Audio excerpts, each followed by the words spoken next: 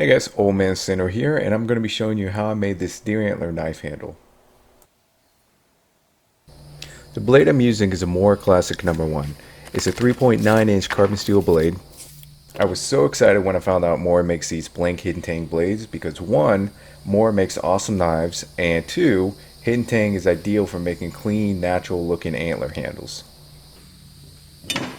They also sell a few different sizes, like the Classic number 3 here, which is a little bigger at 5.9 inches. I'll put the links to these blades along with all the tools I use in the video in the description below.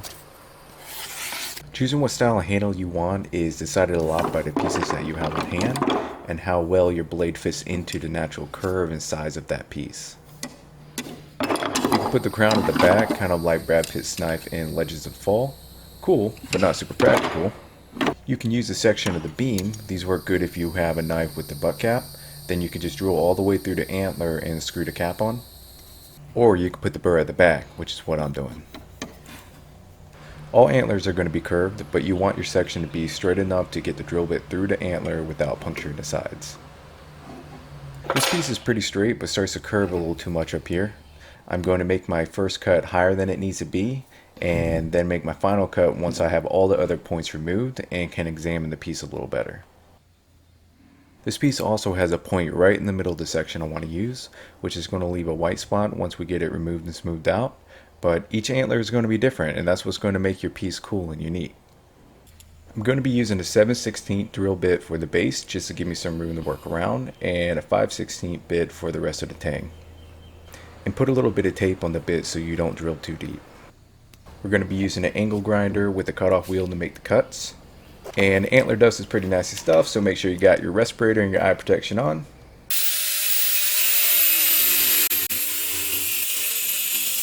You can see that curve better now, so I'm going to trim that up a little later, but first I'm going to take this point off. And I'm just going to try to make the straightest line possible between these two levels.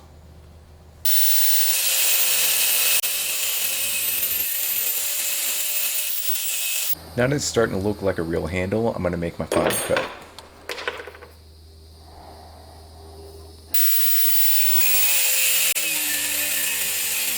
I'm going to use a bigger bit first so I can open things up, and then I'm going to switch to the smaller bit that's going to take me down to the burr.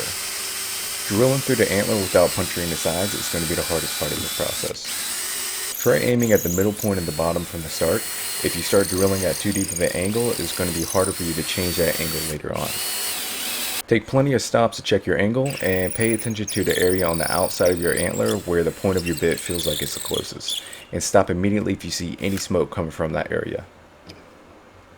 You can't really see it on the video, but I just saw the smallest puff of smoke coming from this point, so I got a small hole here. Which is fine, the epoxy will fill it in and make the area strong again, but too big of a hole is going to look bad. Now that I got the antler drilled out to the depth that I want, I'm going to clean up the opening a little bit using a Dremel with a pointed grinding stone. If your antler is nice and straight, you can get by with making a smaller hole, so it won't show the epoxy as much, but because mine is curved, I had to make a larger opening to get the angle right. Before I start mixing up the epoxy, I'm going to put a little bit of painter's tape around the blade and the handle.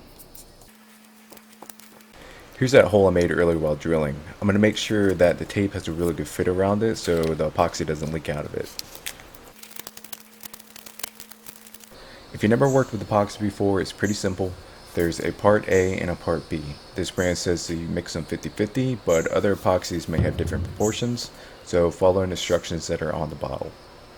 I'm also using some fine sawdust, which is going to make the epoxy thicker and help match up the color a little bit better to the antler. They make disposable mixing cups for easy measuring, and so you don't have to ruin a bowl, but I literally have no idea where mine went, so here we are. Make sure you mix the epoxy up really well so you don't have any areas that don't fully cure. Once it's mixed, it'll start to heat up, but this brand you should get about 30 minutes of work time. You want to add just enough sawdust to make the mix less runny and just to give it a little bit of color. This is just a small syringe. I use them to worm my goats, but they also work great for getting the epoxy into the antler without making a giant mess. It also helps with removing excess epoxy if you put a little bit too much in. Give the tang a light coat of epoxy before you drop it into the antler. Give it a few taps to get any bubbles trapped inside up to the surface. If you have a lot of bubbles at the top, you can run a hairdryer over them to pop them. Make your last adjustments and let the epoxy cure overnight. Once the epoxy is cured, you can remove the tape and examine your knife. With the Dremel and the grinding stone, I'm going to angle down the sides away from the blade and then smooth out the edges.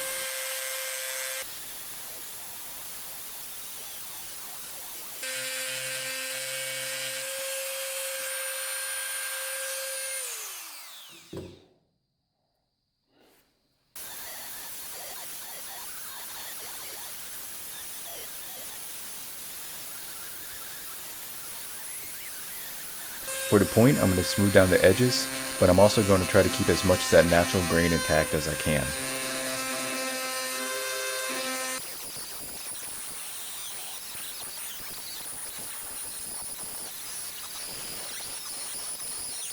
Then using a sanding bit for the Dremel, I'm going to smooth out the rougher areas that the grinding stone left.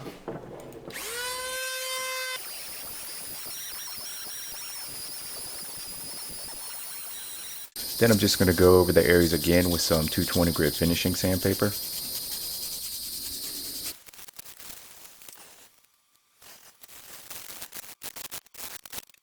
I'm also going to sand down the areas that I nicked on the blade with the finishing sandpaper, and then I'm going to quickly hit it with a polishing Dremel bit. Once everything's smooth and looking nice, I'm going to seal the handle with oil and linseed oil. This is also going to help darken the lighter areas that were left by sanding. Just give it a thin coat and let it dry overnight.